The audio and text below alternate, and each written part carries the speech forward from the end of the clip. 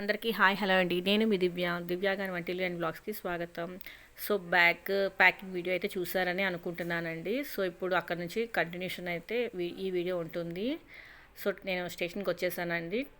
Train మాకు mid night దాటిన తర్వాత 2:30కి అండి ట్రైను. సో ఇప్పుడు 2:05 అవుతుంది.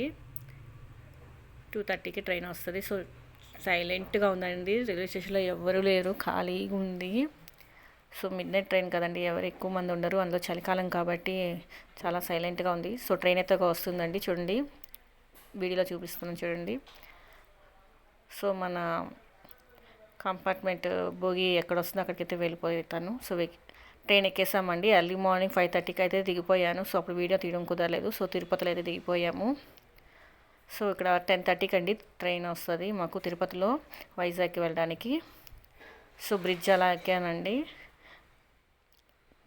ఎంత బాగుంది, లాస్ట్ బ్రిడ్జ్ ఇది, బ్రిడ్జ్ పైన లాస్ట్ నండి, చాలా బాగుంది. లాస్ట్ ప్లాట్ఫామ్కి బ్రిడ్జ్ ఎంత ప్రశాంతంగా మంచి గాలితో ఎంత బాగుందో చూడండి. ఇక్కడ నుంచి విష్ణు నివాసం కనిపిస్తుందండి తిరుపతిలో, చూడండి ఎంత బాగుందో కదా. సో ట్రైన్ అయితే వచ్చేస్తుందండి, చూడండి చూపిస్తున్నాను కదా వీడియోలో. సో ఇప్పుడు వెళ్ళి ట్రైన్ ఎక్కాలి. ఇదేనండి ట్రైన్, నేను ఎక్కబోయే ట్రైన్. సో ఇప్పుడు లోపలికి వెళ్ళిపోతాను. చాలా లాంగ్ జర్నీ అండి.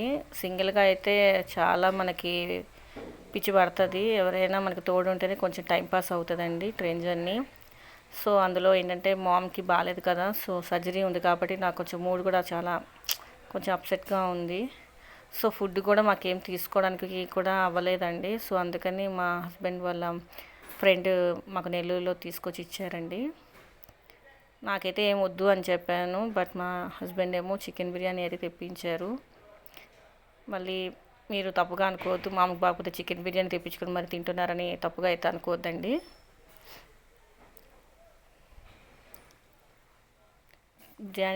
బిర్యానీ అయితే చాలా బాగుందండి, చాలా బాగుంది బిర్యానీ. నేనైతే కొద్దిగా తినానండి, ఎక్కువ నాకు అసలు తినబుద్ధి కాలేదు.